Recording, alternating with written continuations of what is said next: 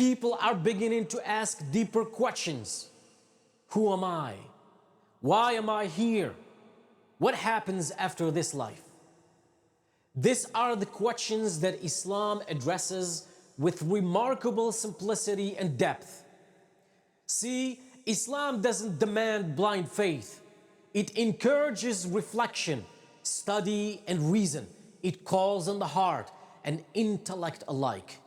It connects the human being not only with his creator, but also with his purpose, his fellow humans, and even the environment around him.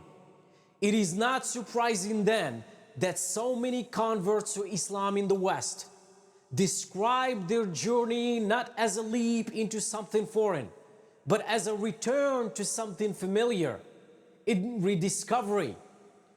And many say that Islam put into words what their hearts had always felt.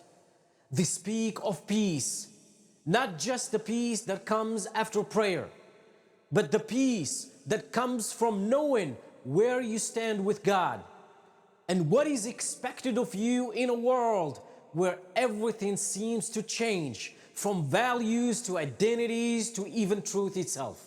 Islam offers a grounding, a constant, and a clear path.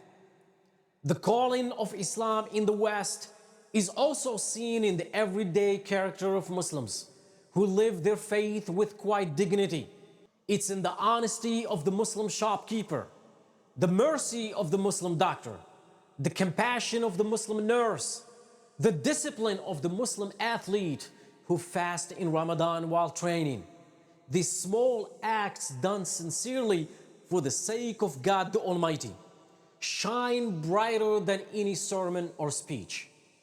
They awaken curiosity, admiration, and sometimes deep respect for many non-Muslims. Their first experience with Islam is not through the Quran or a mosque.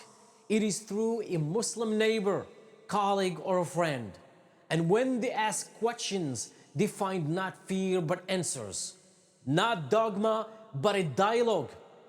This calling is not about changing one's passport or nationality. It is about changing one's inner state. It is a call to submit, not to a man or a system, but to the one who created man and all systems. It is a call to bow not in humiliation, but in liberation. Liberation from ego, from confusion, from aimlessness. Islam doesn't offer an escape from the world. It offers a way to live in it with purpose, with balance, and with gratitude.